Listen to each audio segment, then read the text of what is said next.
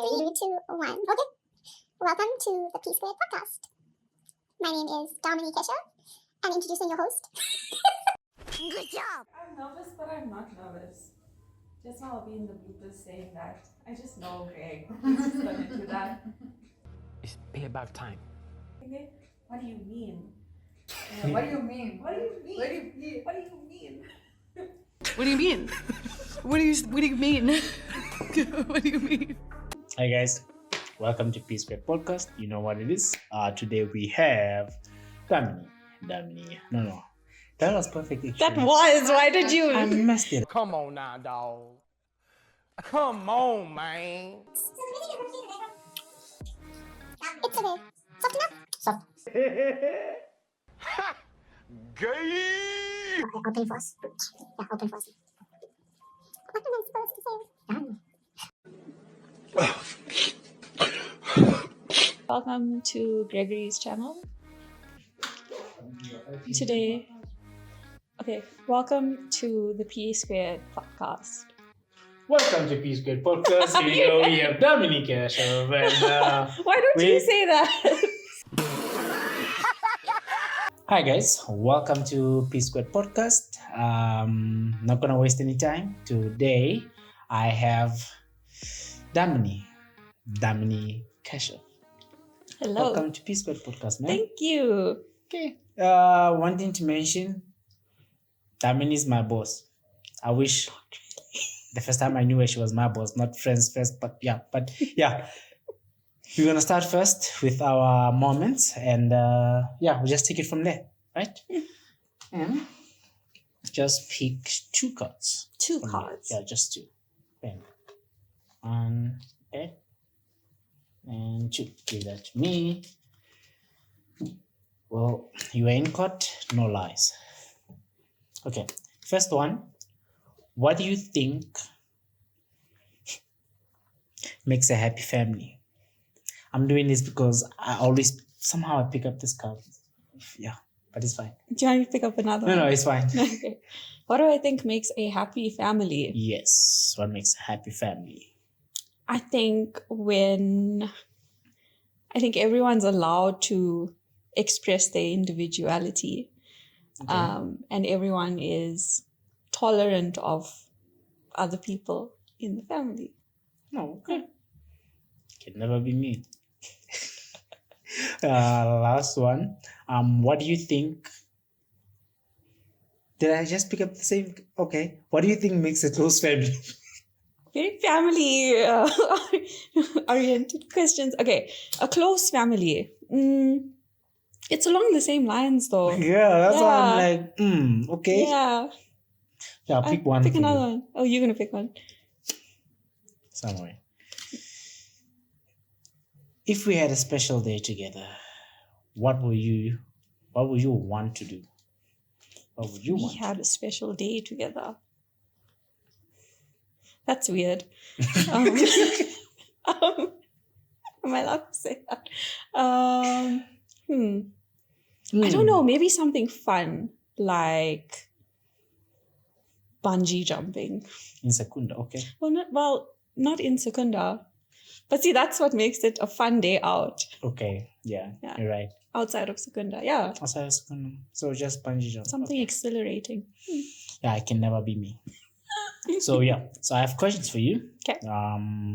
This will be more like an interview setup, just to put it out there for you. But I've let's see, 4 questions. Just pick any numbers between 1 and 4. 3 and 2. And 2. Okay, let's start with 3. If you could invite 3 historical figures or celebrities to a dinner party to discuss career advice.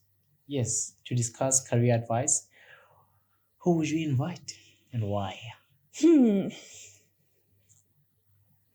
Michelle Obama would be one of them. Okay. Because we stand a strong woman. If it is particularly for career advice, can it be for other things? Yeah. Okay.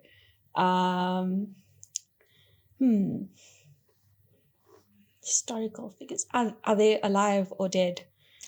Alive, dead, yes, you can bring them back. Okay, bring them back from the dead. I'm gonna have a fangirl moment and say Taylor Swift. Okay. She dead. But no, she's No, alive. she's She's alive.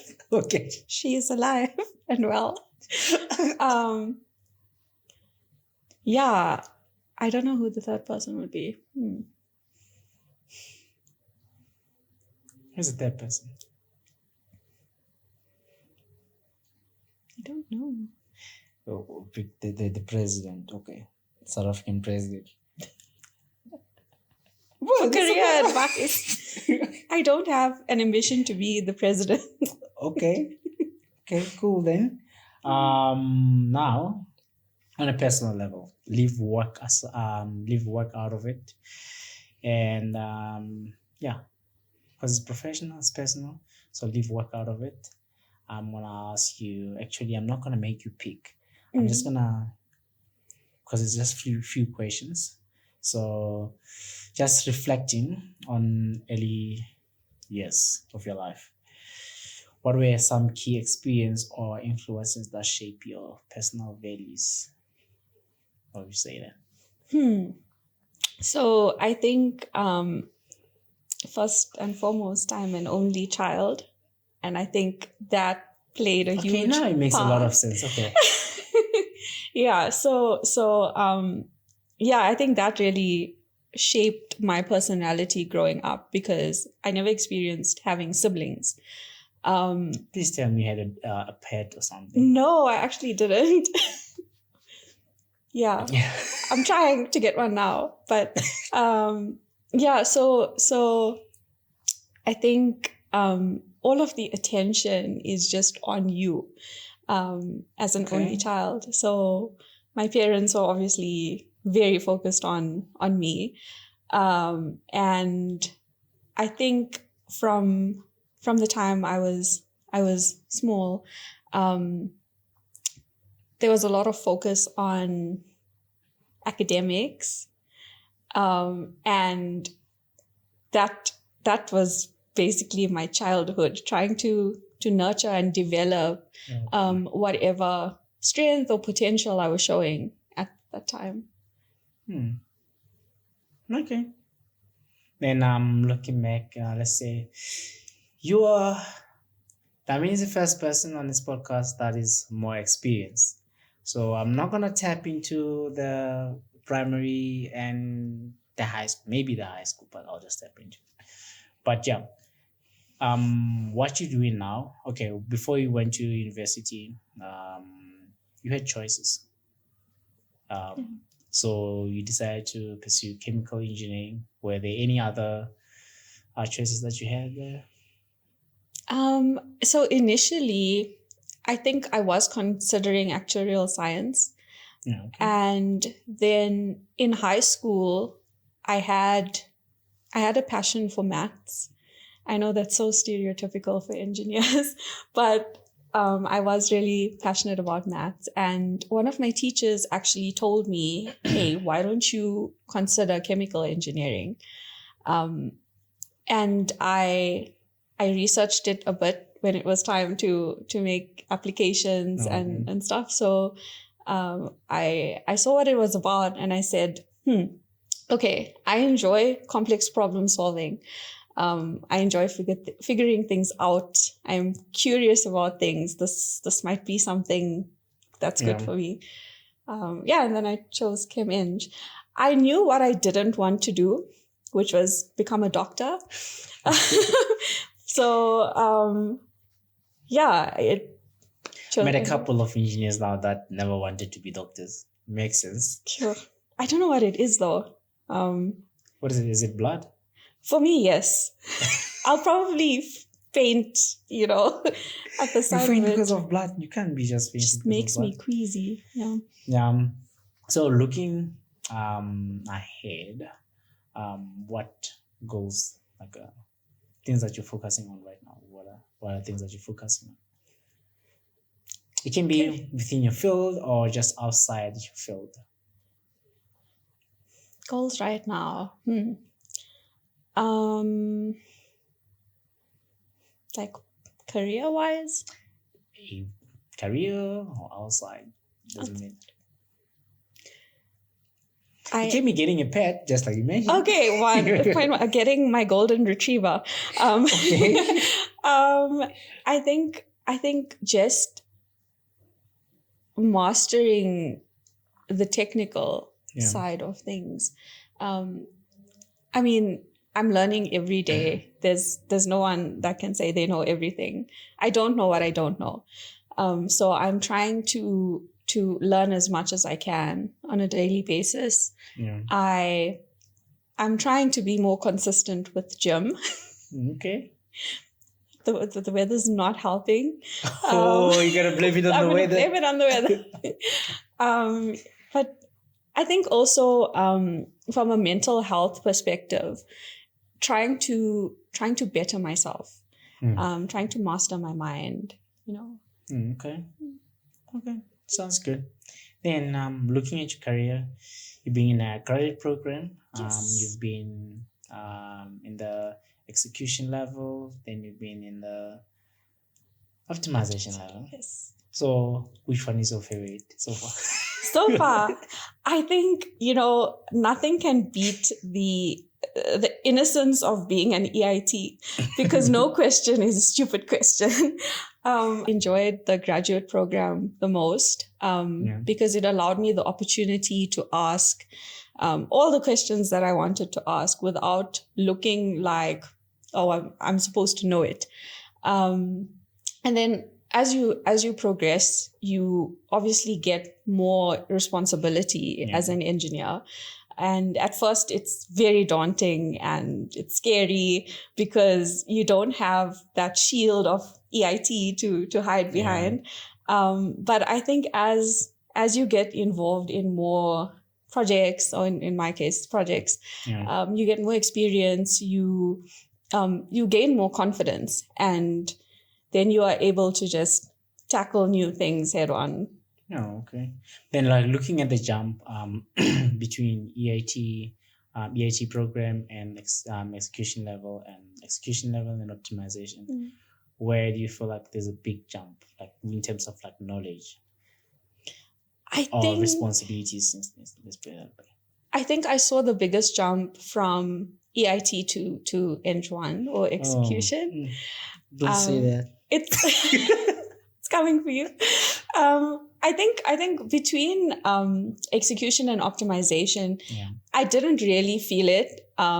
Maybe because there were certain aspects of or roles and responsibilities of the optimization level that I was already performing at execution level. Okay, so it's the same role, but you have a greater responsibility, less supervision, that sort of thing. So I saw the biggest change between being an EIT and then suddenly being an E1, where there's an expectation from your colleagues that, okay, you're in Eng1 now.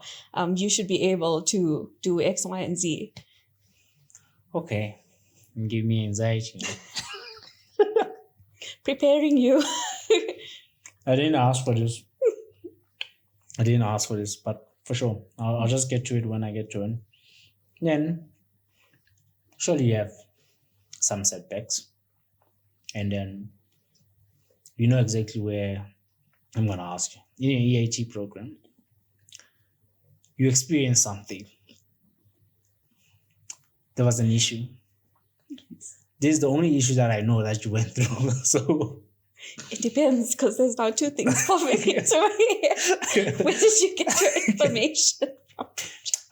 The moment where the email was circulating around and saying like, it's Damini, da da da. Oh yes. Okay. Yes. Okay. So how do you manage to get out of that situation? I'll just take that as a setback, Yeah, I think it was quite disappointing and unexpected to be in that situation. But I think I really had to believe in myself and believe in my capabilities that, look, maybe it wasn't correctly portrayed. Maybe there's something more that I can do on my side to sort of prove myself. And So then how do you just like motivate yourself and continue? first I cried. Okay. Trying to add humor to this, deal with trauma through humor. No, of course it was disappointing and upsetting. Yeah. First, you have to accept how you're feeling. I'm a big person. Well, I'm a big believer of accepting your emotions, acknowledging them for what they are so that you can process them and move forward. So yes, it was upsetting. I just had, I think, maybe a few days of, why is this happening to me? And then I realized, okay, I need a plan of action because we need to sort this mess out. That was the motivation. What's the motivation? That was the motivation because I needed a job. Yeah, that is all. Yeah. Then it can be career-wise or just personal. Now, how do you inspire yourself? How do I inspire myself? Yes. It's like, how do you inspire yourself? Let's say at work you want to grow in a position or something. You want to persevere. How do you inspire yourself? I think in my case, I've always been quite a driven individual. Throughout my schooling career, and it's always been wanting to be the best. So I think naturally, and I thank God I am the way I am, because if you don't have that in you, it's like taking a horse to the river. You can take a horse to the river, but you can't force it to drink. So I think naturally I am quite ambitious and driven. Okay. So that is a huge part already that's taken care of. The second thing I think is holding myself accountable to stay consistent with what I am chasing at the time.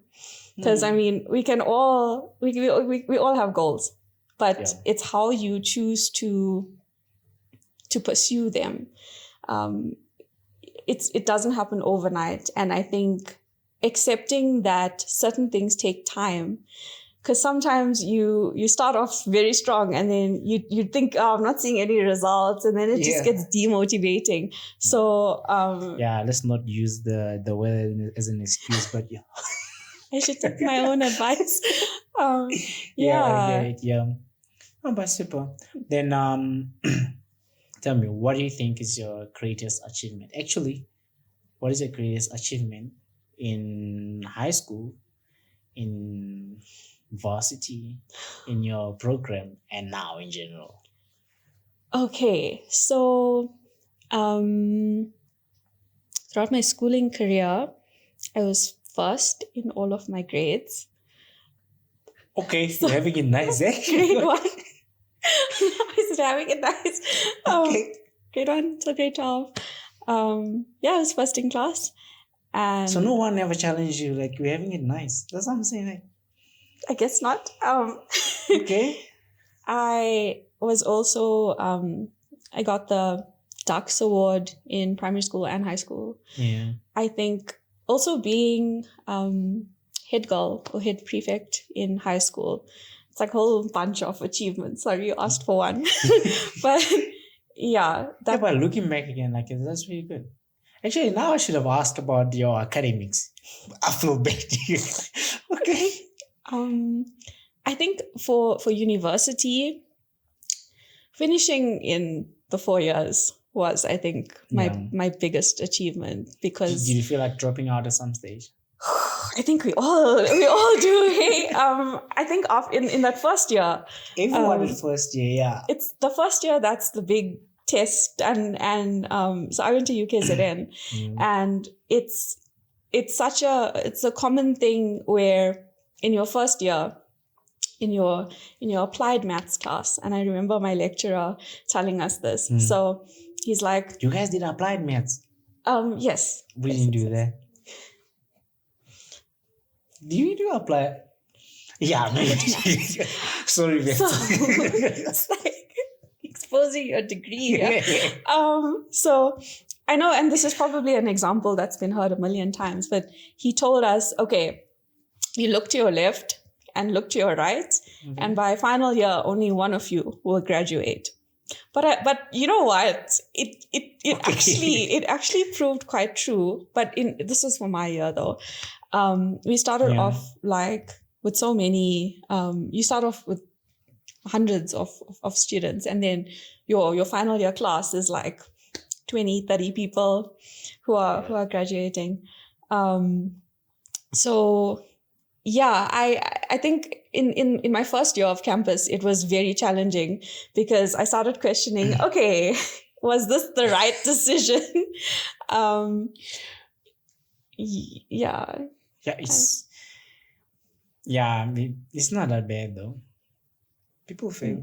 But I just feel like people again, they want to do chemical engineering, or someone told them like, hey, do this. And when they get there, they realize like, maybe this is not what I want to do. Yeah. Or maybe they cost Charles, that's why. So yeah, but sometimes like people fail, then after they fail a couple of times, then they're like, no, this is not it. Then they just decide to go elsewhere. Yeah, but since you're on academics now, seems like you did good. Are you proud of yourself? Yeah. I am proud of myself. Okay. Yeah, I'm proud of myself. So does your school, like if you come first in grade 12, then does it do they send your results maybe to be compared to the national, or like how does it I work? don't think like your district actually, not I don't think that happened with my high school. Yeah. Okay, because I know there are some schools, like even like some people did really well, they don't care that much. Yeah, that didn't happen with my school. That's too bad. But okay, then your academics, how was it? Did you still be the top? I don't think anyone really cares in campus, hey, because you meet people who have come from private schools. I mean, they've had like tutoring in matric and all of that. Yeah. And in campus, the lecturer doesn't even care if you attend lectures. Whereas in school, there's obviously your teacher who's checking your attendance and all of that. In campus, I think my first aim was just to pass the modules because I mean, I was on a bursary as well. So I couldn't really fail anything. So if that was not motivation enough to just, I had no social life in campus. It was insane. Shouldn't be a problem for you, for someone who grew up alone. That is true. But I think I did kind of well in the first 2 years. I did get Dean's Commendation for quite a few semesters. And I think once the course got a bit hectic, I mean, in your third year and your final year, and especially because I wasn't repeating any modules. So if you had maybe failed some modules, there are prerequisites for other modules in the next semester, which meant that you wouldn't have to take as many modules compared to someone who has passed everything and they're doing like the full semester. Yes. So in third year and final year, it was pretty hectic. And there the aim was to pass. So yeah. So it was. I was not aiming like to top the class or anything, to be honest with you. Oh, okay. Then just trying to figure out. Then you grew up alone. You have all the attention to yourself. Were you staying at campus or were you traveling? I was traveling, so I was staying at home. Yeah, you would have suffered if you were staying by yourself. Yeah. Because you have attachment issues. You will have that. So the whole 4 years you were traveling. Yes. Damn. Every day. Yes. How far was it from home? I think it was like a 20-minute drive, 25-minute drive. Okay, yeah. then that's not an issue. I thought maybe we're traveling like an hour or something. No. Oh, okay. It wasn't that far. Yeah. Thankfully. Yeah. Okay. Then with trying to get into work now, do you think Varsity did justice preparing you for the industry? I think campus itself is very theoretical. And I remember when I first became an EIT, when you just walk onto site and you see all the pieces of equipment that you've only seen as diagrams in your textbook. That's a cool moment to see everything live and you know, I think from an academics point of view, yes, we've covered all the material necessary. So on paper, yes, you should be prepared for work. But I think the other dynamics like the social aspect, networking, how to carry yourself professionally, that you need to develop and learn as you go. And it's quite a shocking experience to be new in the workforce because no one's ever sure how you're supposed to act. And you see everyone else going about knowing, and because I mean, they've been there. And here's you. Okay, I'm like the new one. Where do I fit in? How do I behave? I don't know anything. I feel bad that I don't know anything, but it's okay that I don't know. But now I just know it. Like you've been traveling throughout your varsity life. Then when you come and stay here, did the parents come and stay with you at least so you can get used to the place? No. So when I moved up, it was like going cold turkey from Durban. I moved up and then I basically had to learn how to adult. So I think looking back, that was one of the best things that could have ever happened. I wasn't expecting it. I think because I was never given that opportunity in my campus years, I think I thrived when I was out of the house and I could, you know, be independent and come and figure things out. Okay, that's really cool. Wasn't expecting it, but okay. Expect the unexpected. Yeah. Then but you mentioned like the graduate program. If you have to tell, just give advice for someone who's like in their fourth year, coming into the industry. What is one thing that I would just tell them? Like, hey, look out for this. Be like this. Be prepared for this. I think on top of you mentioned you mentioned the meeting people, communication and all that. So I think my advice would be it's okay to not know anything or settle with that feeling of unease. You need to come to terms with it and don't be afraid to ask questions.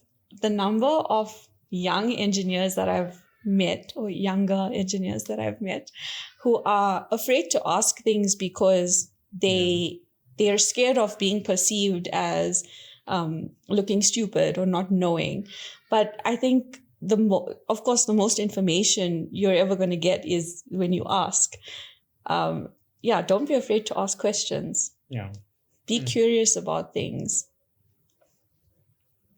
Don't ask questions. I will ask questions.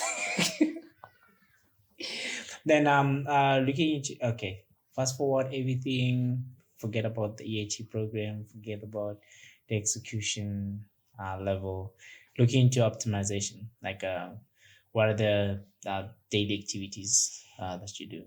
Daily activities. So except dealing with me, Can I divulge on that? I think so. As you move up from execution into the optimization band, so I've only been in that role for I think the past year now, and you move from. It is in the title. You move away from executing the work, and you're more like a middle management.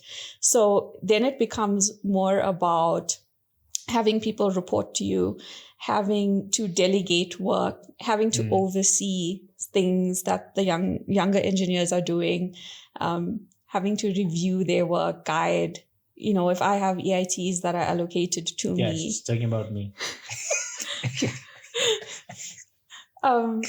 Like just making sure that you get the necessary exposure that you need, and it's the correct type of exposure, and I'm not leading you astray on the path. So it moves. There are still aspects of my work where I am doing technical work, like the stuff we are working on.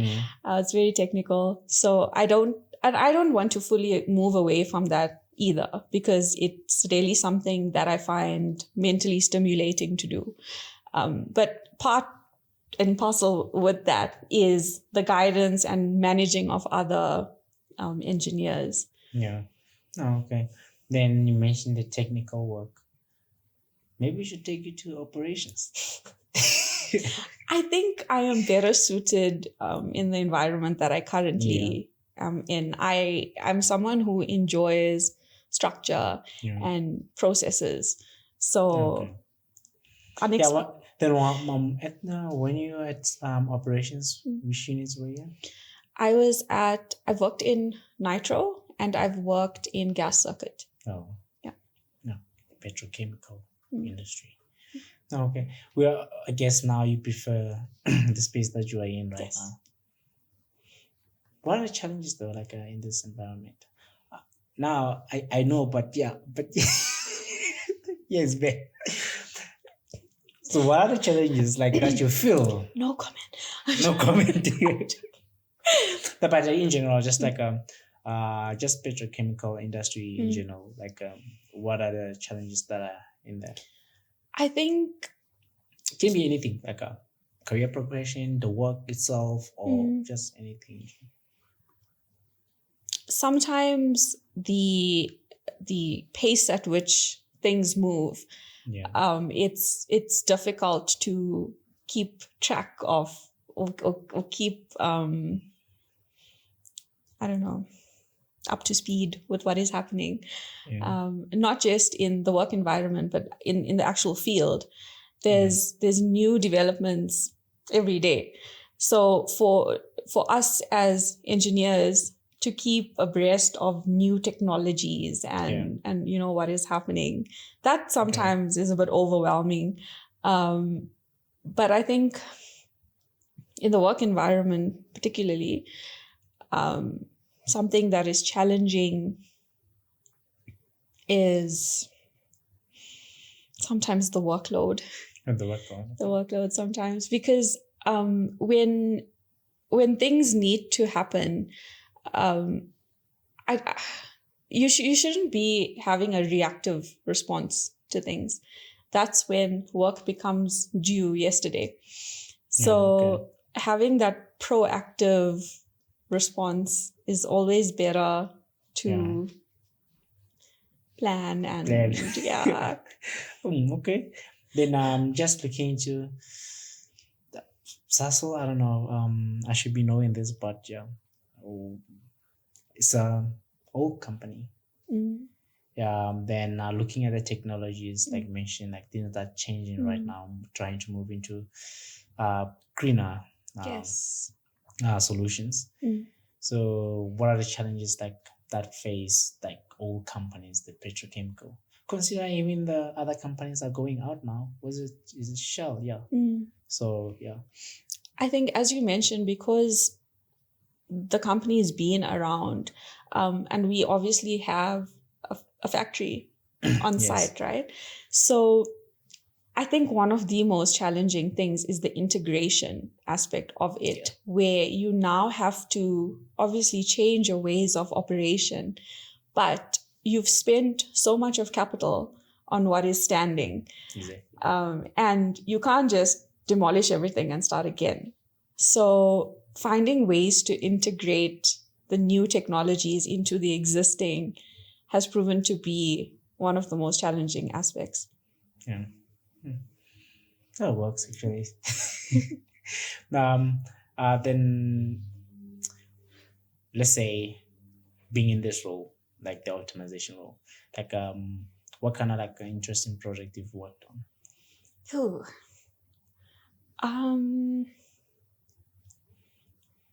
Does it have to be just in this role? Because there's okay, but you said like this, you've been in this role for just short a year. period. So Short okay. period. So let's say when we're done with your program, Okay.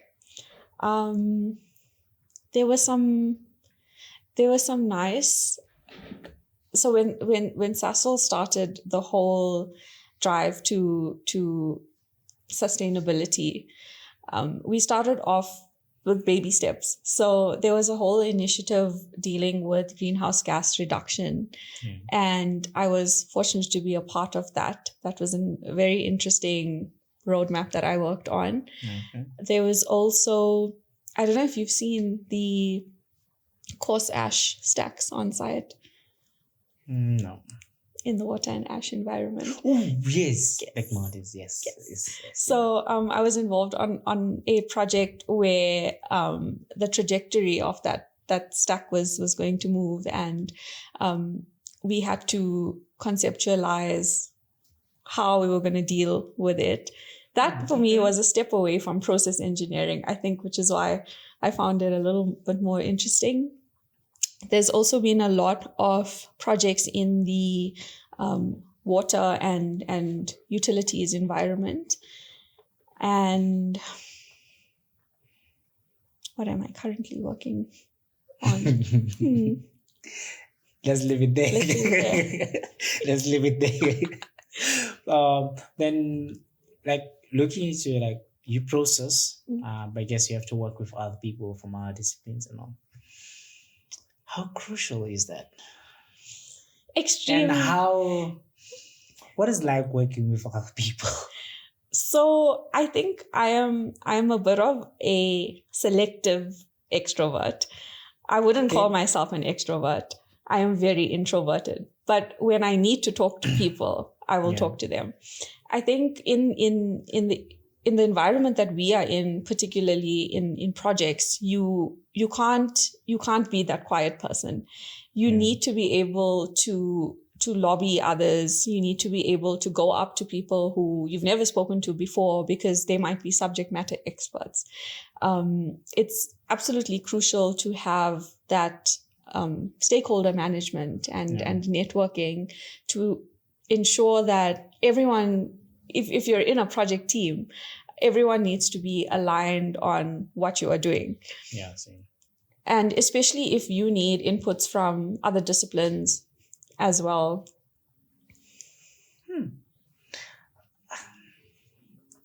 Working with people, okay. Yeah, but like you mentioned, like I'm not sure if you're gonna know about this because I don't think I would know. Like the sustainability program you were mentioning.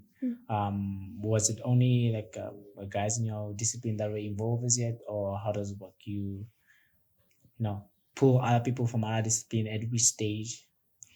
Particularly on the work that I was doing. So it was predominantly process work, but when you are developing a holistic solution, you need that input from your mechanical engineer and your electrical and your CNI.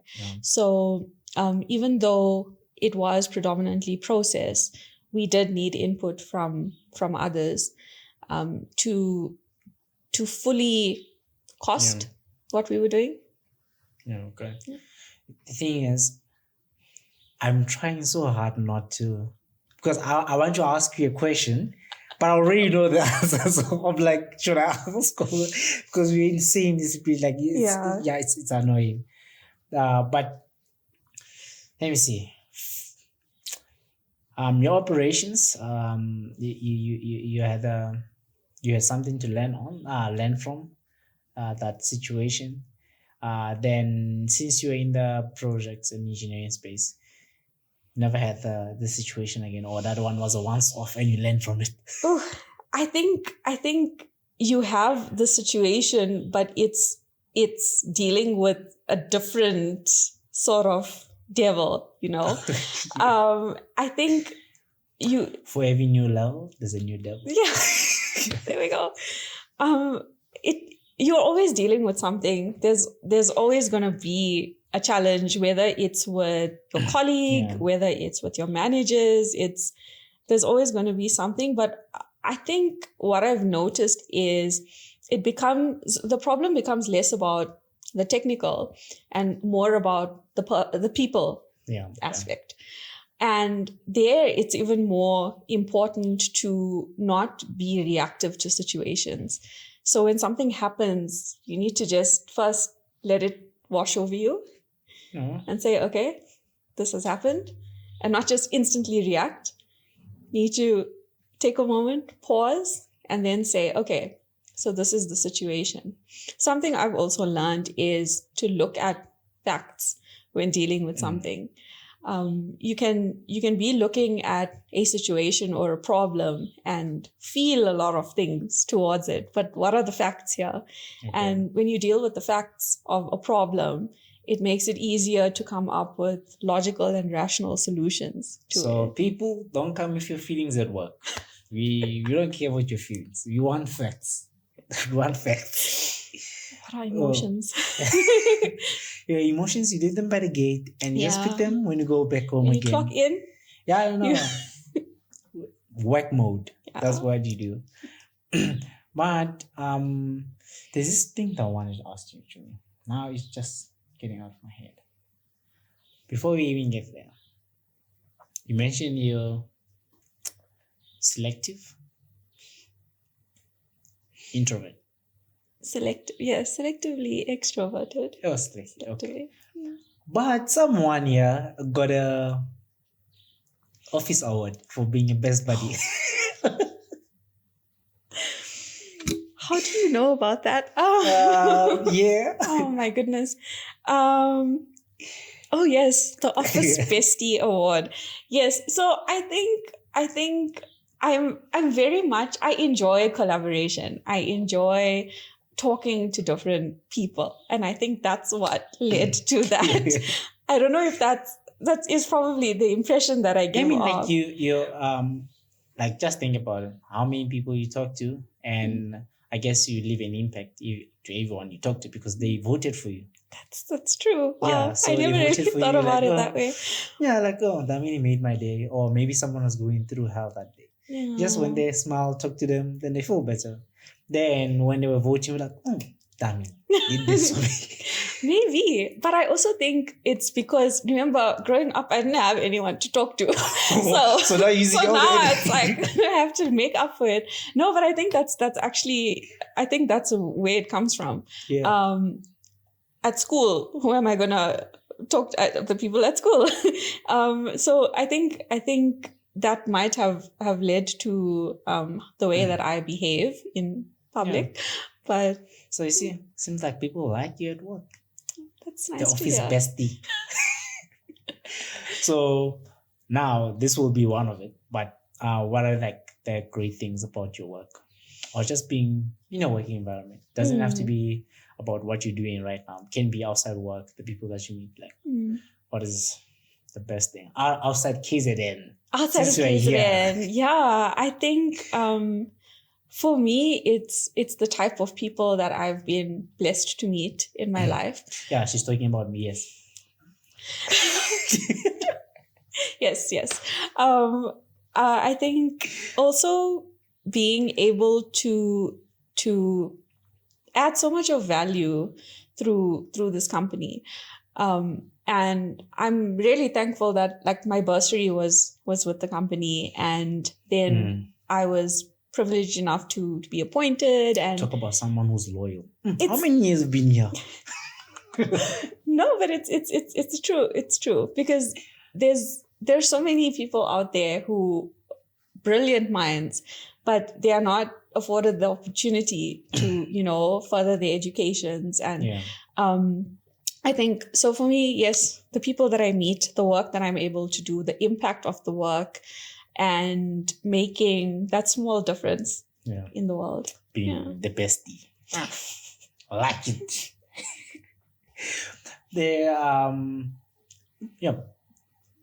I asked you the best things about your work. Then what are the worst things about your work? Oh, I think it's... I'm putting it in the wrong way. The worst things. The worst. Maybe let's say the challenging things. The challenging things. But we already touched on that. But the challenging things about your work, yes. I think because it is majority of the time, or I think the environment itself is kind of corporate. Sometimes the politics of it all is just exhausting. Yes. And dealing with that, with there's certain times where I'm like, guys, can we just put all of that aside and just focus on what we need to do? Okay. You have to, it's like a game of managing people's egos. And of course, if you are constantly in a state of thinking for other people and how they are going to react to something you are doing, if you know them, it's very tiring. It can get tiring. So I think the politics is probably the most challenging part. Yeah. Be prepared for politics, kids. This is a real world. Okay. Cool. Then this is the famous question I like asking people. Like, when people move from varsity coming into a work industry, what do you think is the common mistakes the engineers or the young professionals make when they start working? It can be when they start getting money, or it can be when they start working, or I know it all, I'm working alone or something like that. Yeah. I was going to touch on the financial aspect Okay. because suddenly you're seeing all of this money. And when I was in EIT, like I heard stories about guys who just blew their salaries. And because you don't know if you haven't been exposed to it, I mean, you are responsible for this salary, and suddenly you have all of this money. And if you don't budget properly or you don't figure that out for yourself, it can go south very quickly. So money management is important. Yeah. And I think obviously in today's economic situation, even more so. Another thing, I think young people coming into the work environment, I think you get a mix of it. You do get the guys who think, I know this, come on, man. I was like top of my class in campus. What is this? But don't be arrogant about it. There's always someone who has 20 more years of experience than you do. And you are there to learn as much as you can. And yes, someday that is going to be you. But I think be humble about who you are and what you are there to do, and learn as much as you can. Don't come in thinking that you know it all. Yeah. Mr. Know-it-all. Yeah, because you might meet certain individuals who really don't like people like that, and then they will behave a certain way towards you, and you're thinking that they are just a horrible person, but you're unaware of the way that you are acting. I think self-awareness is something that most people don't really pay attention to developing.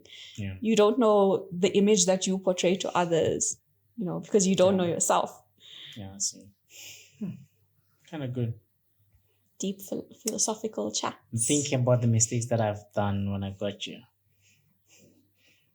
And I didn't make any mistakes. I'm a perfect human. Mr. Perfect over here. No, I'm kidding. People will start being like, oh, you say it's perfect. Okay. But okay, cool. Then, what advice? Yes. Now I want you to think. What advice will you give anyone in general out there living life? Anyone that is alive. What Anyone advice? that's alive. But it doesn't have to be career advice or anything. Just in general. General advice for people. Yes.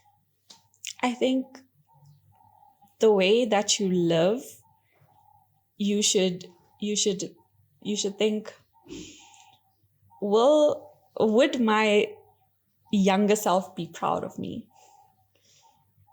I think every decision that you make should be for your happiness. First and foremost, you should put yourself first. You should, I think live and as though you are doing it for your younger self. Okay. Younger self, what would I want? What would little Greg want?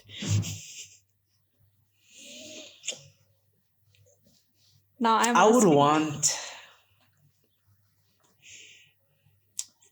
Yeah, story for another day. Not happening now, but We're going too deep now. yeah. I thought about it, but I was like, no, let's just cut it there. Yeah. It's also be the person that you wish you had. So even in my role now, and a lot of people actually like tell me this, a lot of the EITs, when I was at EIT, I wish I had someone like me there. So now I'm trying to just, give that back. You passed there, you had your struggles, so you're just helping young Damini that's coming up there. Okay. Yes. Oh, that's really cool. That's really cool. We need people like you then. Oh, thanks. Yeah, this industry needs people like you. So, yeah. Then, gonna close it off now. We've been talking for close to an hour. Seriously? Should be. Oh, you don't even It's not felt like it feels like what? 20 minutes? Talk and talk. Yes. Oh, yes, okay. yes. Okay, cool. Yeah, we gonna ask like a couple of questions, then we're just gonna go back to our moments. Okay. Yeah. Then looking in life in general, what is your therapy? Oh, cooking. Absolutely cooking. Yes. I love to cook and bake. Oh yes. Okay. Yeah. No, cooking is definitely my therapy. I mean, I will put a nice playlist on, Okay. go in the kitchen, make some nice food. Oh, okay. Yeah. You know what? I think I should piss you off more often at work so you can come home and cook and bake and Not whatever. even when I'm just angry. If I'm really sad, I will go and make something. Yeah. Okay. Yeah. Also, when you said you cook, I will when you're happy, you cook. I think it's really a distraction. It is really therapeutic for me to do that. Yeah. Oh, okay. That's your therapy. That's really good. I wish I can cook when I'm angry or when I'm sad or when I'm happy. Or yeah, but that's not part of what I do. Looking at whole life. I'm not gonna mention how old you are, but you. Thanks. What are the things that you are grateful for? I think first and foremost, waking up every day. Okay. If my eyes open, Gift of life. yeah, I'm still here. I still have something to do. Yeah. My purpose is not up yet. So yes, first and foremost, the gift of life. I am extremely thankful for my upbringing. Yeah. My parents did the most, to ensure that I never wanted for anything growing up. Yeah. They provided me that opportunity to really just focus on academics and getting that education, getting the degree. I never really had to worry about other things. And yeah, I think just the people in my life. Yeah. Again, she's talking about me. Yeah. You are one of the people in my life. So Yeah, great. by You that. just want to mention it now because I just said it. Shut up. Then, remember I asked you, there were 4 questions and you answered only 2. Yeah. So now I'm going to go with the ones that you didn't answer. Okay. So it was 1 and 4. So I'll start with 1. If you could have a superpower that will help you in your job, In my job. what would it be and how would you use it?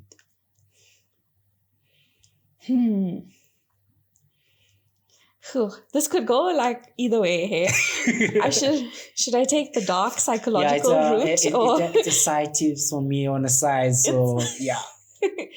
I think maybe I would like to read people's minds because sometimes sometimes it's so difficult to actually get out of someone, what do you want? What do you want me to do? Yeah. So I think mind reading would You have be... to ask like questions like the same question in thousand different Yes. So it would be very helpful yeah. if I could just get in there. And Maybe sometimes they don't know what they want. maybe. Yeah, you just have to give me what I want, but I don't know what is it that I want. Okay, then the last one. If you could swap jobs with any fictional character for a day, or who would it be and why? Iron Man. Iron Man. Iron Man. Okay. Yeah.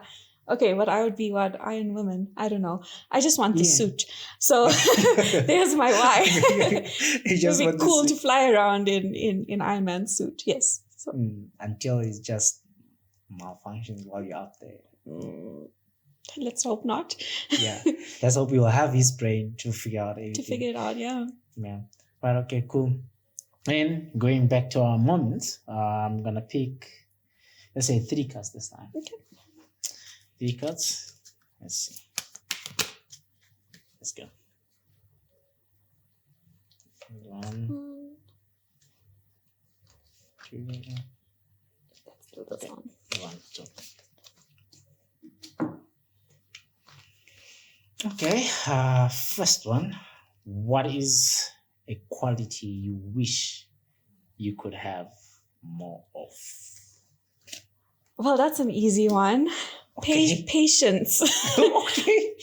I'm probably one of the most impatient people that you will meet. You don't come across that. Okay. Okay, that's interesting. No, but I'm very impatient. I want things to happen like this.